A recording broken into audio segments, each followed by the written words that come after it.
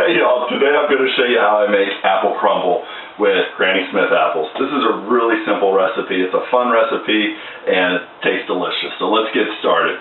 First off, I use an apple core. You don't have to have an apple core, but you do want to peel and core these apples. This just makes it a lot easier. And goes in just like that.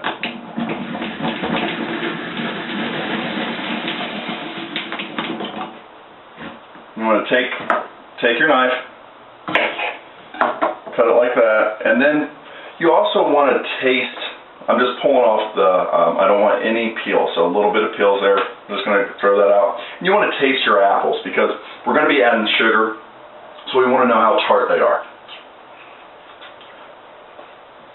Definitely a Granny Smith. So I have 8 apples, and then I'm going to take about a half a cup of sugar. I'm going to sprinkle it on top of that. I'm going to sprinkle it on top of the apples.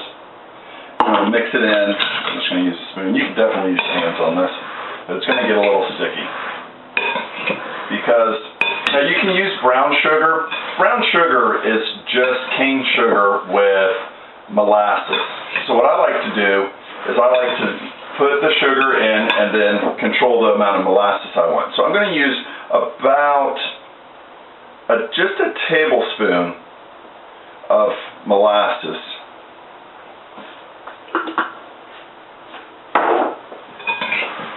And then mix that in real good. Next I'm going to put some ground cinnamon here. Probably, again, about a tablespoon.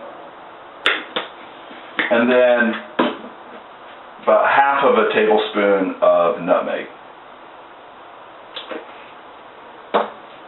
I have a 8x8 Pyrex baking dish. I'm going to go ahead and put the filling into this.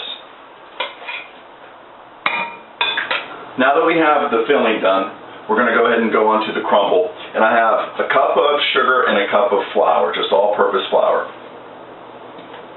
And then I have a half of a cup of oatmeal. And we'll mix this together with 8 tablespoons or 1 stick of butter. So we have 1 stick of butter, 1 cup of flour, 1 cup of sugar, and half a cup of oatmeal. And then we're going to use about another tablespoon of cinnamon and half of a tablespoon of nutmeg.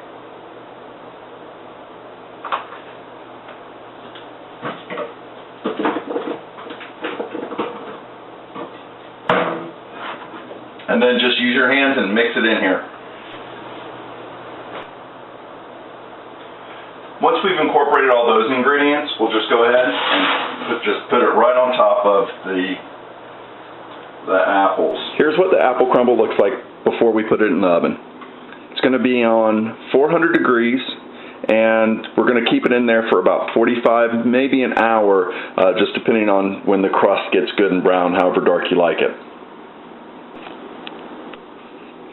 After about 45 minutes of being in the oven, and I do need a correction here, it is at the temperature of 350 degrees. I believe I said 400. What you want to do is, once it has that good crust there, which took about 45 minutes, and you have to watch it because it won't take too long before it goes from a nice brown crust to caramelized and burnt.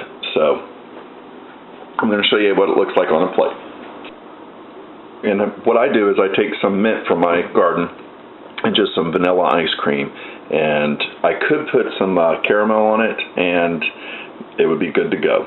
So this is what it looks like plated up.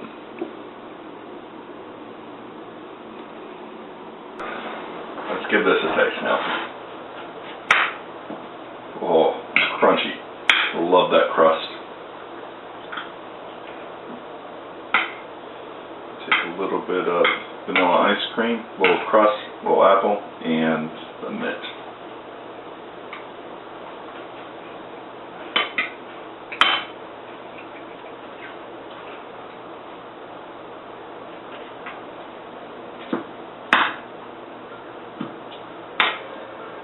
Love it. It's great. It's awesome. Just like little bits of the texture of the oatmeal and the sugar and the flour and the butter is just delicious. Hope you guys enjoy. Thanks for watching. Oh, a couple tips.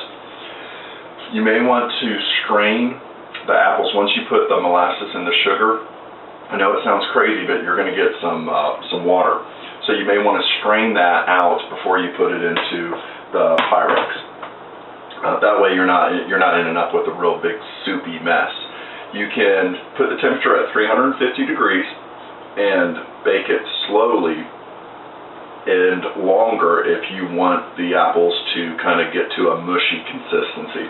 I like the texture of the apples staying like this, but if you cook it longer, it'll get almost like baby food or like applesauce. Again, thanks for watching, guys. I hope you all enjoy.